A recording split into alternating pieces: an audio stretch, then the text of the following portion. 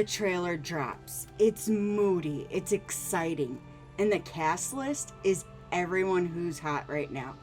All your favorites coming together in what's promised to be the biggest thing you've seen on screen since, well, anything. Then the film comes out and it's a huge pile of trash. So what went wrong?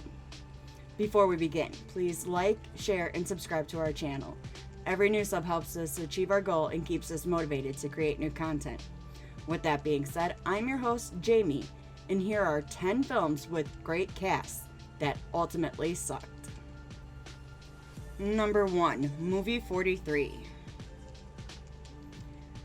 Movie 43 is the quintessential proof about too many cooks in the kitchen spoil the food. The 2013 experiment gone wrong was a series of spoofs and short films with 12 directors making it notorious for being awful. The idea behind it is to bring together a dozen irreverent comedic minds and make the most shocking film they could. I like the concept, but they forgot how to be smart and funny. It's also not even that shocking, as mostly everything is crappy toilet humor. The pun is smarter than the entire film. What makes Movie 43 being so awful more so is the immense talent behind and in front of the camera. Directors like James Gunn, who's behind the Guardians of the Galaxy trilogy, and the Farrelly brothers, who gave us the iconic 90s comedy There's Something About Mary, both direct segments, but many of the directors are hit and miss ones. The funny thing is that the film did profit during its theatrical release. It cost a low $6 million and made $32 million. That's surprisingly small budget considering the cast. But I guess no one was in long enough for full rates. The film holds a dismal 5% on Rotten Tomatoes and won 4 of its 5 Razzie nominations, including Worst Picture. The cast is out of this world though, including the brilliant talents of Elizabeth Banks, Kristen Bell, Halle Berry, Gerard Butler, Kate Bosworth, Kieran Culkin, Josh Duhamel, Anna Faris, Richard Gere, Terrence Howard, Hugh Jackman, Johnny Knoxville, Justin Long, and so many others. It's just a shame that this talent was wasted on this project. Number 2, Pearl Harbor. Michael Bay is known for his over-the-top effects between the explosions, crashes, firepower, and whatnot. However, his talents lie more so in the fictional world than trying to bring something historical to life. That is exactly this case with the 2001 romantic war drama surrounding the attacks of Pearl Harbor in 1941. No, I won't go into a history lesson at this point. But when doing a film, story, or anything regarding past events, I much prefer them to be historically accurate. Isn't that the point of knowing history, to make sure it doesn't repeat itself? Maybe if we did have those historical events accurate instead of worrying about a love triangle, we might not be repeating so much of it at current times. But I digress. Critics praise the visual effects and action sequences. Plus, the music score is brilliant, but the story is just ridiculous. The talents in this film could have been put to better use with a more plausible plot and better script. Featuring Josh Hartnett, Ben Affleck, Kate Beckinsale, Cuba Gooding Jr., Tom Sizemore, Jon Voight, and Alec Baldwin, we should have gotten something better revolving around one of the worst attacks on American soil. Such a disappointment through and through. Number 3, Righteous Kill. For the most part, when Al Pacino and Robert De Niro are together on the silver screen, it's usually a brilliant film with both of their acting styles similar and complementing each other. However, in 2008, this crime thriller fell off the cliff and burned faster than a kerosene-soaked fire. Surprisingly, it did turn a profit at first, ranking in $78.5 million against the $60 million budget. But that's all it did. There's already so much stigma and hate towards the police force in America with all the brutality we've seen on the news in recent years. Then to make one or maybe even two of them a serial killer just doesn't work. We need more positivity towards the police force, considering there are good cops. And yes, they're human, but I just found it ridiculous that these people are basically vigilantes. There's even a love triangle between a couple of these detectives that shouldn't get as much light as it does, considering it's a reason to just set one of the guys up or try to figure out who's actually the killer. Plus, the twist at the end of the film is expected. There are just too many hints as to what's really happening, even through the eyes of the audience. I just saw the entire film unfold in a matter of a half an hour and was quite disappointed. Alongside Pacino and De Niro, we also have the talents of John Leguizamo, Carlo Gugino, Donnie Wahlberg, Brian Dennehy, and Curtis Jackson.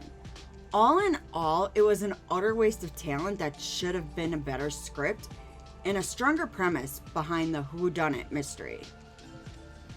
Number 4, Red Planet.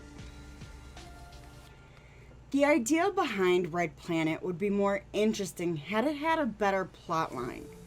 Basically, Earth is dying, as it always is in these kinds of films, and the human population is trying to make it so we could live on Mars. It would take more than 20 years to inhabit another planet, if that were even possible considering the things we need to live, such as oxygen and water. A very predictable event happens where oxygen is running low before sensors die. Can we talk repeat of every other film in this category? Anyway, it just becomes a race against time, and with the same outcomes bordering on insanity. The characters are even bland and really don't offer much, considering the best thing about this film is the effects. Granted, we know you can't really have an explosion in space. It's still brilliant to see.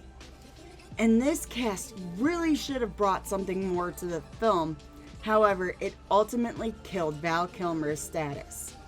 Fortunately, Carrie-Anne Moss and Tom Sizemore have been able to maintain their status quo. Even during production, there was a lot of animosity between the actors, with Kilmer gloating in Sizemore's face, while Sizemore retaliated by throwing a 50-pound weight at Kilmer. The film only brought in $33 million worldwide against their estimated budget of $80 million to produce. Sometimes it's best to leave a project to die, which they unfortunately did not do with this one. Number 5, Gulliver's Travels. Jonathan Swift wrote Gulliver's Travels in 1726, both part 1 and 2, and was adapted to the silver screen in 2010 and failed horrendously to bring the story to life. Lemuel Gulliver is tasked to write about his travels to the Bermuda Triangle and ends up in sticky situations, even being captured by miniature people. This guy sets out to find these interesting stories and would be good if the script only stayed to part 1 of the novel, but decided to bring in parts from part 2. Here's where it gets tricky. Parts of this project were also part of a previous one Cote Zellers created and directed, segments from Nickelodeon's Kablam, called Prometheus and Bob. However, with that being canceled, Zeller took those little segments and added them into his 2010 project, which helped bring these travels to a demise. The talented Jack Black as a titular character would have worked on a different kind of script, considering his comedic style, and add in Jason Segel, Amanda Peet, Billy Connolly, TJ Miller, and James Corden. Audiences should have enjoyed this film a little more. Now, I missed one of the actors, Emily Blunt, who did not want to be a part of this project but was contractually obligated to do so since her appearance in The Devil Wears Prada. So we know her heart wasn't in this one, and that is something that helps the film die. There's not a lot about Gulliver's Travels that makes sense, and the characters could have had more depth. But even with everything really going against it, the film made around $237.4 million worldwide against their budget of $112 million. Maybe it was curiosity, or we just wanted more Jack Black at the time. But since its release, not much has been heard about Gulliver and his travels. Number 6, Predators. The Predator franchise has been around since 1987, and the films have been hit or miss throughout the years. But one that stands out to be terrible is 2010's Predators, starring Adrian Brody, Topher Grace, Alice Braga, Lawrence Fishburne, Danny Trejo, and Mahershala Ali. This group of killers is abducted and put on a planet with 2 warring tribes, and the group has to find a way back to Earth. This is the epitome of a B-rate movie, paying respects to previous films of the genre but lacking the authenticity to be something original. It is action-packed and has amazing designs, but things don't match up. Like the score alongside some of the scenes just makes for a cringe moment, not knowing where to stand. Is it hopeful, romantic, empowering? What? I couldn't tell you. It honestly is just a giant gore fest wanting to meet the next greatest kill count. But otherwise, everything is so cliche it takes away from everything else. Some have said this is the best film in the franchise. Others say 2018's The Predator is worse. But I could really just say a lot of the Predator franchise is predictable with little recognition for originality and character development. It could be entertaining if you just want something to watch that has no depth, but a ton of action scenes that make no sense. But I found it to be a waste of time and talent. Number 7, Hollywoodland. George Reeves was most known for his role of Superman in the 1950s TV series, The Adventures of Superman. However, his death remains a mystery. Was it self-inflicted, murder, or something else? That's the premise behind 2006's mystery drama starring Ben Affleck, Adrian Brody, Diane Lane, Bob Hoskins, Robin Tunney, and many more great actors. In recent years, we've become more aware of the problems within Hollywood, and this film helps write a narrative to prove that not everything is great being an actor, but it's absolutely boring. It's incredibly slow-paced and has some over-the-top acting. I personally cannot stand loud chewing, and Brody is constantly chomping on some gum, so I had a lot of eye-twitching moments just there. And he was extremely animated in his part.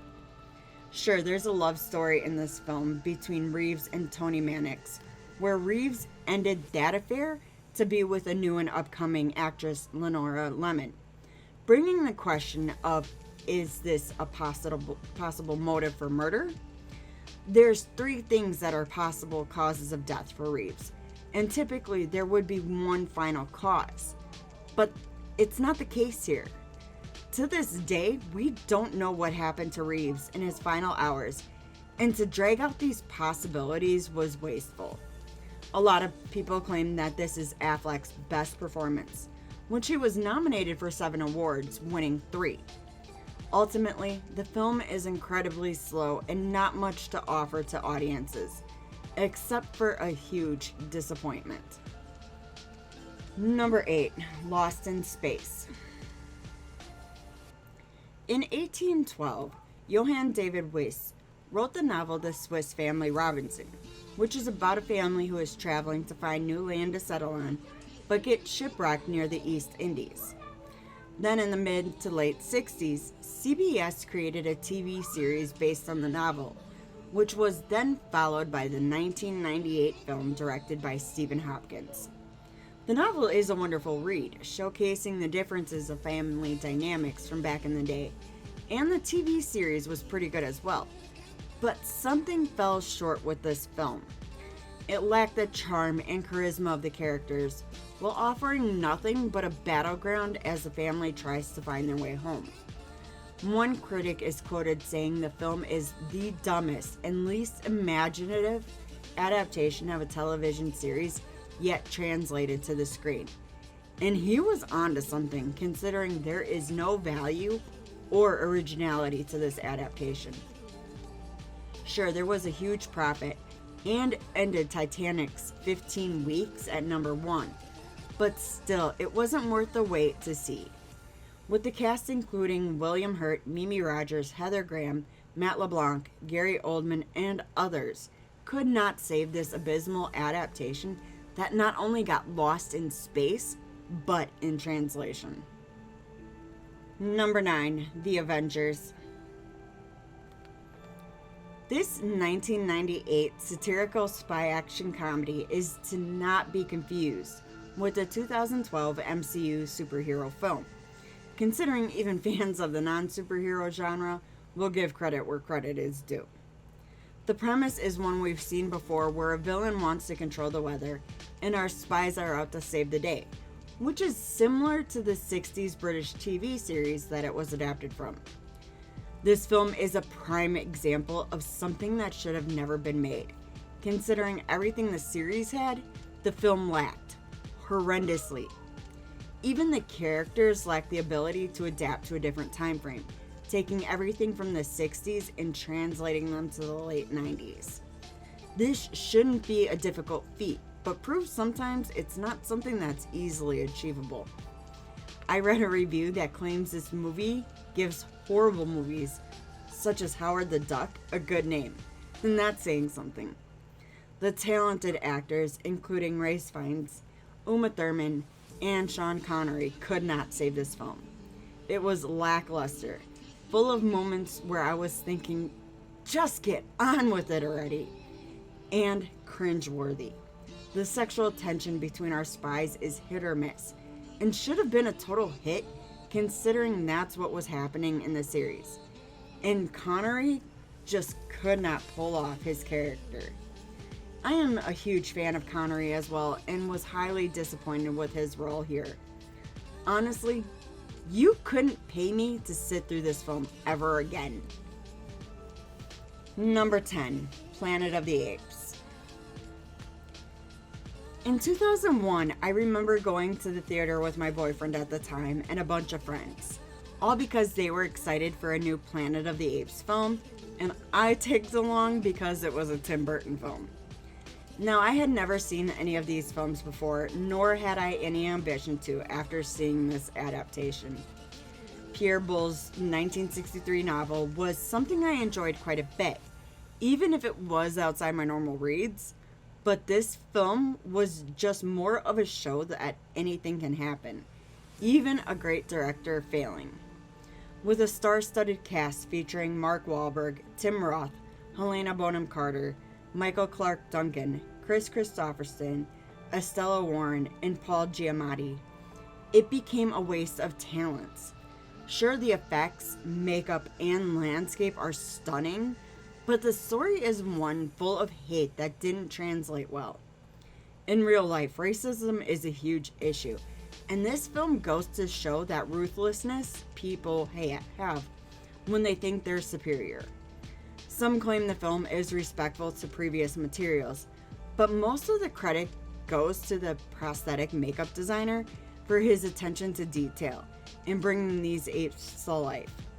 But the story is bland and often a jumbled mess.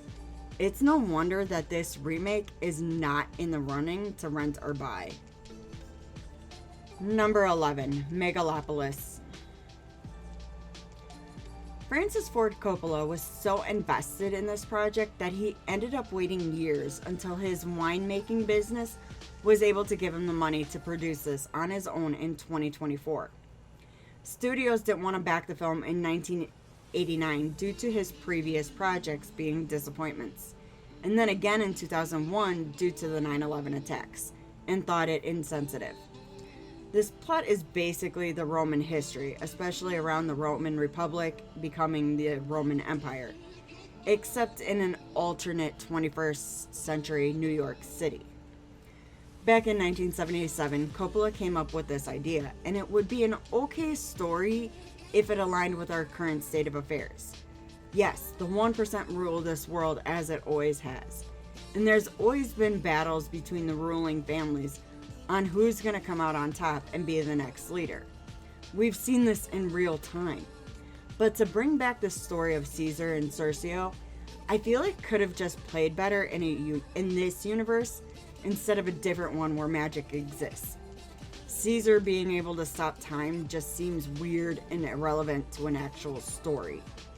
The cast includes Adam Driver, Aubrey Plaza, Shia LaBeouf, Jon Voight, Lawrence Fishburne, and many more.